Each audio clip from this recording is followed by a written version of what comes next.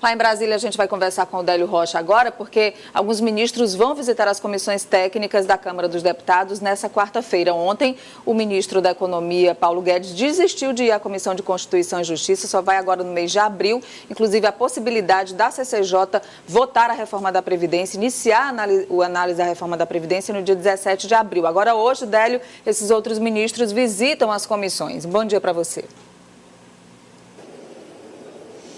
Nádia Rodrigues, meu bom dia para você, para o Elivaldo Barbosa e bom dia a todos no meu querido Piauí.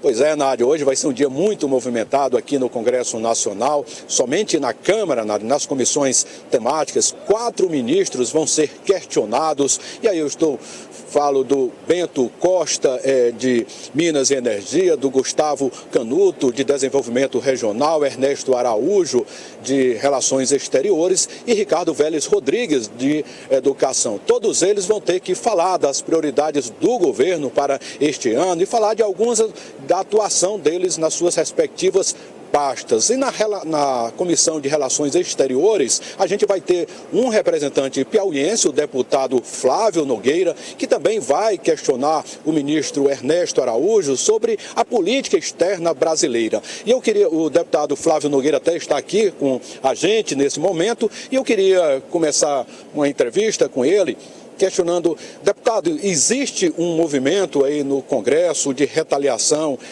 ao presidente Jair Bolsonaro por causa dessa crise aí com o parlamento. Isso ficou ontem patente naquela decisão que vai aí obrigar o governo a pagar realmente aquelas emendas de bancadas e aquelas emendas aquelas outras questões orçamentárias. E também eu queria saber, deputado, se existe aí um movimento para anular, por meio de um decreto legislativo, alguns atos do presidente em relação àquele acordo com os Estados Unidos, incluindo aí o fim do visto de entrada para os americanos. Bom dia. O que de fato está havendo aqui em Brasília é exatamente o acirramento entre os poderes, os 3 poderes. E agora o Congresso Nacional, principalmente a Câmara Federal, está delimitando o seu espaço. Está mostrando que, de fato, as leis são feitas aqui na Câmara Federal. Então, o que aconteceu ontem é uma prova disso. Foi desencavetada uma emenda, uma PEC de 2015, aquela que engessa muito o orçamento, e foi votada de uma maneira em 2 turnos dentro de 1 hora. Quer dizer, até um prazo de 15 dias para que você pudesse estar havendo a segunda votação, ontem foi realizado os 2 turnos em menos de 1 hora. Uma derrota para o governo? Não é uma derrota, não. O Congresso está mostrando qual o espaço que o Congresso Nacional tem e qual o espaço que o Poder Executivo deve ter e também o Judiciário. Não pode estar um botando o pé no espaço do outro. É um recado muito claro para o presidente da República que ele precisa negociar com o Congresso. Sim, o presidente da República está parecendo Jânio Quadros, quando assumiu a presidência lá na década de 60, em nome da moralidade, e desdenhava as pessoas que procuravam ele para aconselhar e assistir um filmezinho cowboy no cinema do Alvorada. Uma vez, Carlos Lacerda foi lá dizer que era infrutífera essa ideia de estar querendo invadir a Guiana Francesa, e o Jânio Quadros foi assistir um filme comendo pipoca. Deu poucas atenções ao governador Carlos Lacerda. 7 meses depois, ele foi obrigado a renunciar. E como o senhor estava ontem nessa sessão aí na Câmara, como é que está o clima em geral, né, em relação com dos parlamentares em relação ao governo, deputado? É muito difícil, até por inabilidade também dos seus líderes aqui na Câmara Federal. São pessoas de primeiro mandato, isso não quer dizer que nem sempre possa ter o poder de estar parlamentando, mas os que estão aqui ou são inábeis ou dizem muitas coisas que os outros deputados não querem ouvir.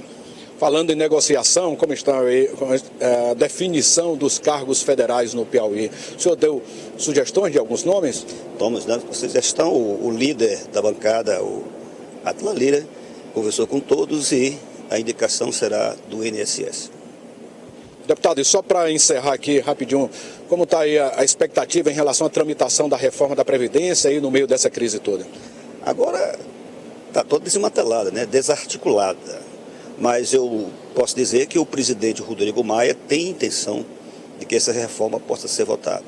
Agora precisa o governo fazer a sua parte e deixar essa briga do bem contra o mal. Tá bom, deputado Flávio Nogueira, muito obrigado aqui pela sua participação no Jornal do Piauí. Nádia Rodrigues, eu volto com você.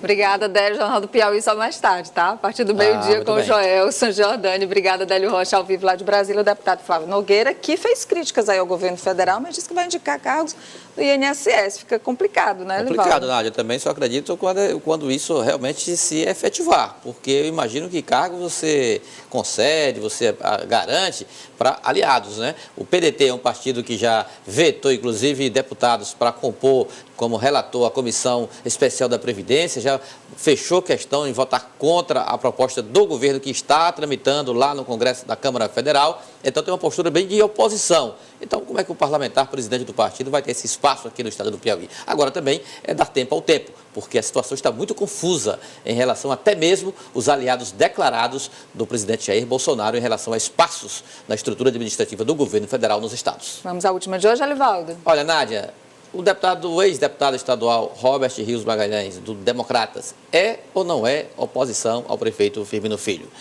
Ele está de férias, viajando pela Europa, mas graças aos recursos tecnológicos eu consegui tirar dele a seguinte afirmação.